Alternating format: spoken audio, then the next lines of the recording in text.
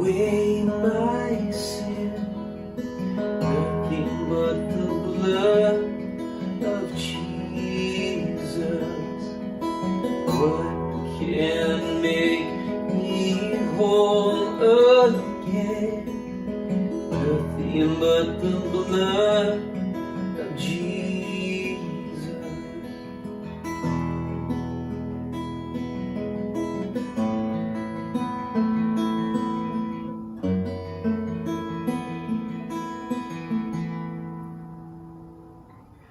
What can wash away my sin? Nothing but the blood of Jesus.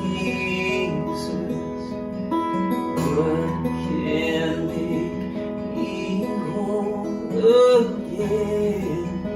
Nothing but the blood of Jesus. What can wash away my sins? Nothing but the blood of Jesus. What can make me whole again? Nothing but the blood of Jesus. Oh, precious is the flow that makes me white as snow.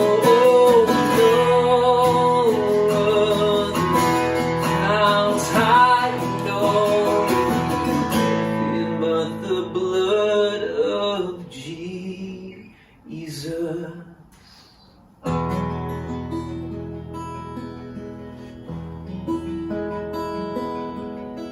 What can wash away my sin? Nothing but the blood of Jesus. What can make me whole again? Nothing but the blood of Jesus. Oh, precious is the flowing that makes me white as snow.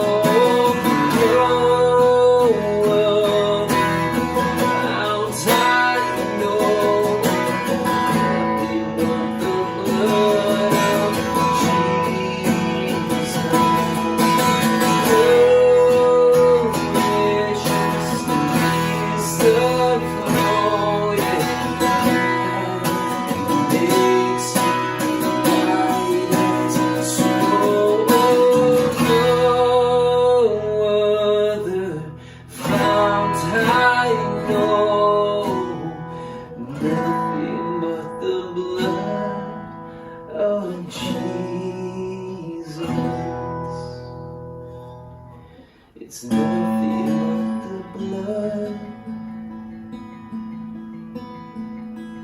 It's nothing but the blood. It's nothing but the blood. It's nothing but the blood of Jesus.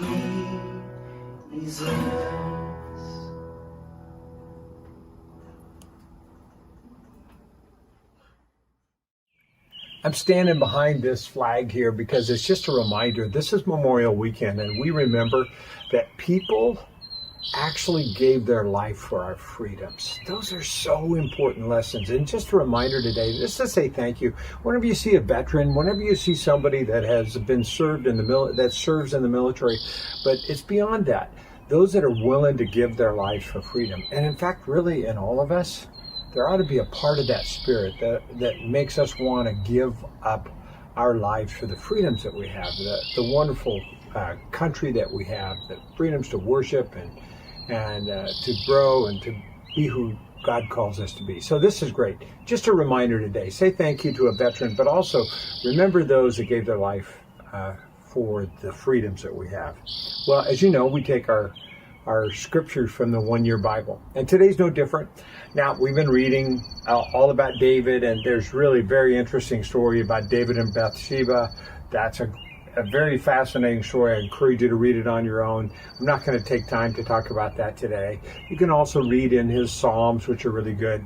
But today, there's 3 verses I want you to think about. They're found in Proverbs. Proverbs chapter 16, verses 1, 2, and 3. A couple of these verses you'll be very familiar with.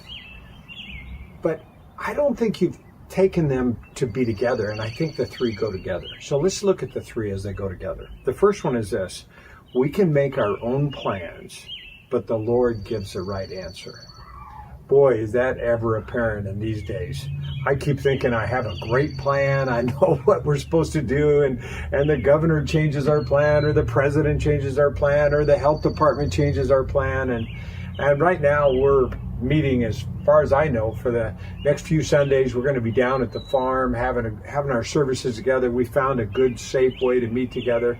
But I'm reminded that we make our plans, but the Lord gives the right answer. And so I'm just continually reminded that I need to be open to God. I need to be ready to do whatever I need to do in God's timing, in God's way. And it's a reminder for you. If you're wondering about what to do, and you can make all your plans, but listen to God, listen to His Word. Now the second verse, it goes with the first verse. People may be pure in their own eyes, but the Lord examines the motives. And this is really true. Sometimes we can't see our own faults. Sometimes we need other people around us who take to coaching us a little bit. And I want to be in an organization that's not afraid to tell us the truth. And if you are around our organization at all, you know that we share openly with each other and coach each other. And when we have problems, we try and go and approach those problems openly. Now, I can tell you my wife has taken to coaching me lately quite a bit. And frankly, I'm really thankful for her coaching, because she usually is right. It's hard for me to admit that. But I also know she really wants the best for me. And if you find people that really want the best for you, it's really good to examine your own motives. And what I think is really important is you realize that the Lord really is the one that knows our motives. He knows what's going on in our heart. So the first verse says, we can make our own plans, but God makes the right answer. Second verse says, people may be pure in their own eyes, but the Lord examines the motives. The third verse is the most famous. Commit your actions to the Lord, and your plans will succeed. These 3 go together. You know, when we get the right motive, when we listen to God, and then when we do all that we know how to do, and we give our plans to God, they're going to succeed. And so maybe today, you're thinking about something today. You're starting a project, or you're finishing a project, or you're struggling in your business, or you're working with your household, or you're working on a relationship. Commit your actions to the Lord, and your plans will succeed. I like that, because sometimes I think we commit our plans to the Lord. That's not what we're supposed to do. We're supposed to commit our actions. It's easier to steer a moving car.